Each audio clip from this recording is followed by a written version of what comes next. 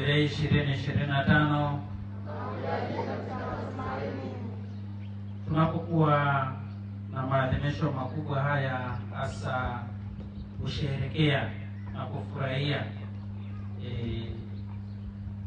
matukio ya kiimani kama na leo katika sakramenti ya kipaimara, mama kanisa anatuwekea masomo ambayo tunaruhusiwa kuyachagua.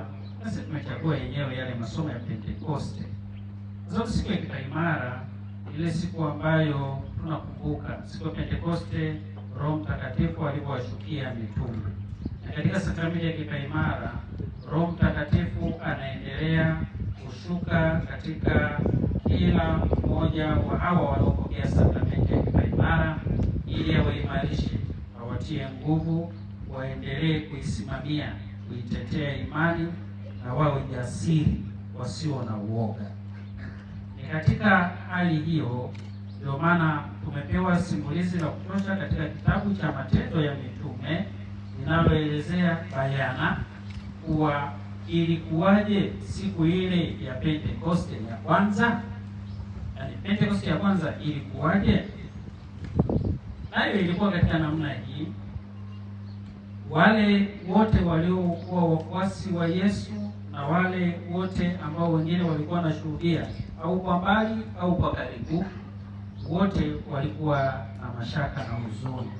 Ndio maana baada ya kupaa kwake Bwana wetu Yesu Kristo, basi kilichotokea, au wengine wote walienda kujifungia ndani, wanaogopa. Sababu ya kuogopa ni kwamba walikuwa wanaogopa kuuawa kama jinsi alivyouawa Yesu. Waliogopa sana, kwa sababu Yesu alipokuwa pamoja nao walikuwa wanajua huo ulinzi wetu. Sasa Yesu hayupo. Ni kweli alifufuka, akakaa nao kidogo siku 40, baadaye akaondoka akaenda kwa Baba. Wakati wako wakiwa wameachwa. Kwa hiyo katika hali hiyo walihitaji kujifungia. Lakini pia walikuwa wamepokea agizo kutoka kwake yeye kwa msitoke Yerusalemu mpaka mtakapopata ile nguvu itokayo juu. Hiyo nguvu ndio Roho Mtakatifu. Kwa maana mara nyingi wanasema, na narudia kuwa sasa hivi kuna novena nyingi sana. Nafikiri hata masista wa Ola hapa wataanza novena kwa ajili ya kuzindua mwaka wao wa Jubilei, watasali novena. Watakuwa na matukio mengi ya kusali. Novena ziko nyingi mno, nyingi sana. Yaani kila mmoja anatengeneza ya kwake anayopenda. Sawa kabisa, ni nzuri na za pendeza. Lakini novena ya Pentekoste ndio novena ya kwanza kabisa duniani, na ndio novena aliyoihitaji Bwana wetu Yesu Kristo. Ni hiyo.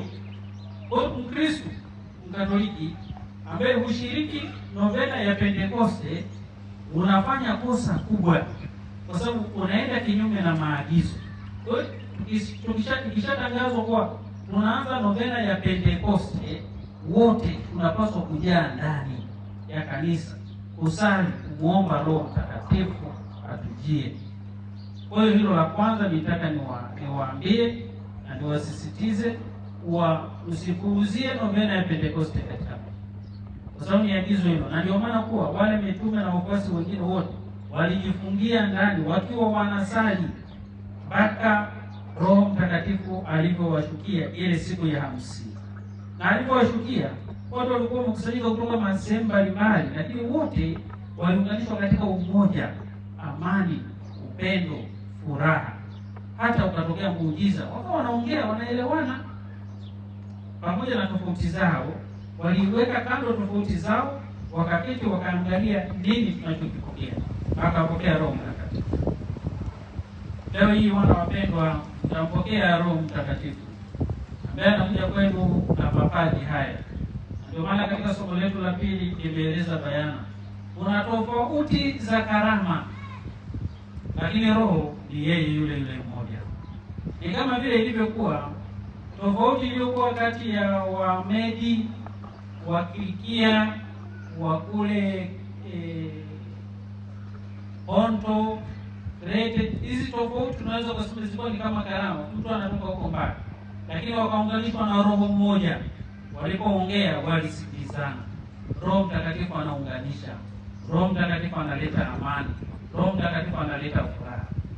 Kwa hiyo ninyi mnakusudia kupokea matunda makubwa ya Roho Mtakatifu leo, yaani zawadi zake Roho Mtakatifu. Na mnazifahamu hizo zawadi za Roho Mtakatifu? Yeye wana kipaimara, mnazifahamu zawadi za Roho Mtakatifu? Zawadi ya kwanza ni nini?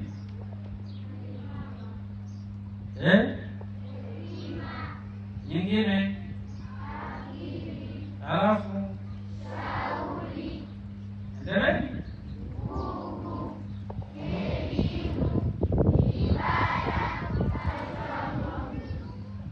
Haya bwana, hizi ni zile ambazo sisi tumezipitia kikamilifu, tumejifunza na tunaimba, si ndio? Sivyo? Hata ukilala ukiamka mtu akikuuliza si unasema hizo? Haya, sasa nataka zingine sasa, ambazo na zenyewe tunazifahamu na imani mmefundishwa. Alama za kanisa la kweli.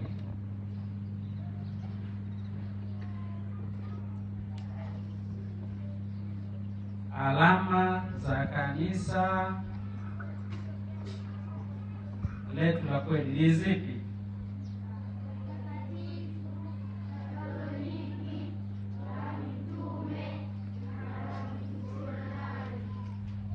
Naomba mniambie mtakatifu ambaye ni msimamizi wa jimbo kuu la Dodoma ni nani? Sasa hapo wewe tulia tena, soma swali yako yanakuja. Ya kwako na yaleta. Wewe haya waachia. Haya, sasa huko kwa sababu wameshanikisha hiyo pepa, uliza huko. Msimamizi, kwanza mnapokea kipaimara leo? Ampokei? Wote? Haya, yeye nauliza hata hivyo ampokei. Msimamizi wa jimbo Katoliki la Dodoma ni nani? Au ukipata tu unapata kipaimara leo.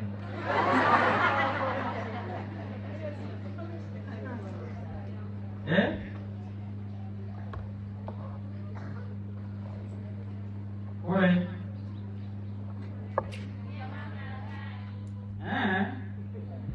wachache sana. Ni mtakatifu je magari gani? Nashangaa sehemu nyingi sana wanashindwa kupata huko. Basi swala nataka kusema hivi kuwa tunapata hizi zawadi. Tuna tofauti. Kuna mwingine anaweza kawa mkulima, mwingine mfanya biashara. Lakini Mungu wetu ni yeye mmoja anayeunganisha. Ndiye anayefanya kwa huyo mkulima aende akamuuzie mfanya biashara, na mfanya biashara amuuzie mlaji. Karama zipo nyingi. Kuna mwingine mwalimu na mwingine mwanafunzi.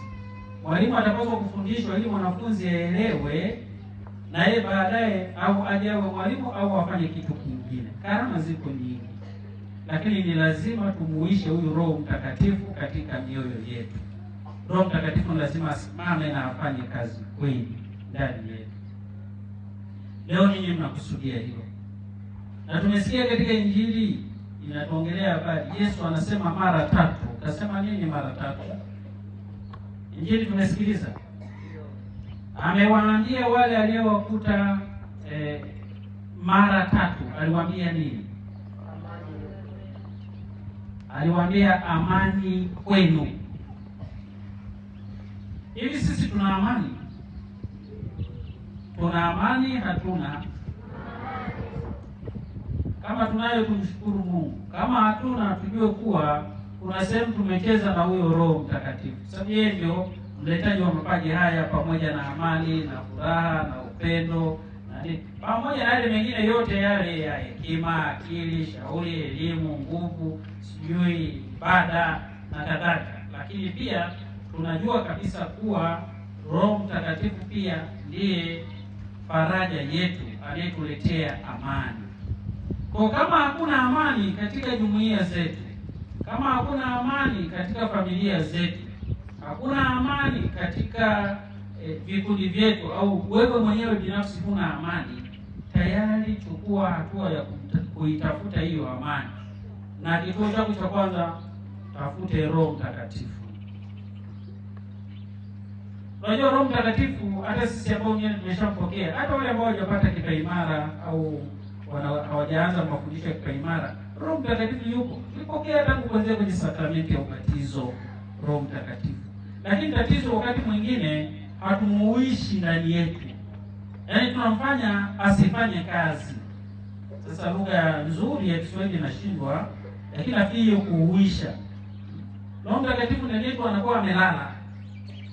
Na ndio maana tunashindwa kutimiza wajibu wetu mwingine mkamilifu katika kanisa, katika familia, katika mambo yetu ya kishule, kwa sababu tumemlaza Roho Mtakatifu.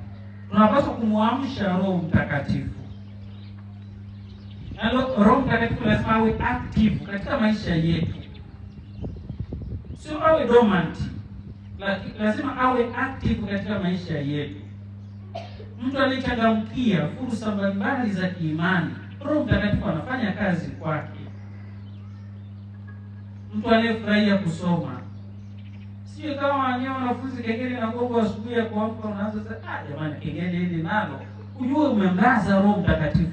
Muamshe, changamkia fursa ya kusoma, changamkia fursa ya kusali, changamkia fursa ya kufanya kazi, changamkia fursa ya kuangalia wenzako na kuwapenda wenzako.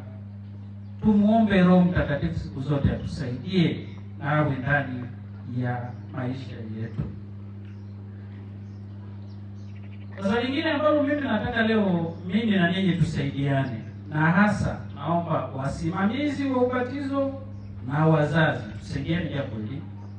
Ili hao watoto baada ya kupokea sakramenti ya kipaimara huwa wanakwenda wapi? Yaani ninyi mnawapeleka wapi? Leo tukubaliane. Wao mnawapeleka wapi hao watoto baada ya sakramenti ya kipaimara? Kwa sababu hatutawaona tena. Hatuwapi kipaimara kama graduation ya imani.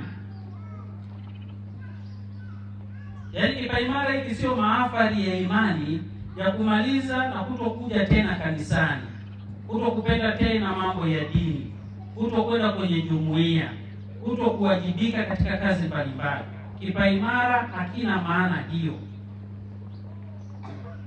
Na wala hatuwapi kipaimara cha kutenda dhambi. Tunawapa kipaimara cha kutetea imani, kuisimamia. Tunawapa kipaimara cha kuwa waunganishi, lakini wainjilishaji wenza na mapadri na watawa na makatekista na wazazi wao. Ninyi leo mnapopata hii sakramenti ya kipaimara, nyinyi sio watoto tena, ni watu wazima. Kama kiserikali katika nchi yetu tunasema kwa tayari na miaka 18. Unaruhusiwa, ukifanya kosa unahukumiwa na kufungwa. Na ukikosea jambo lolote lile au una wajibu mbalimbali wa kugombea kwa kiongozi,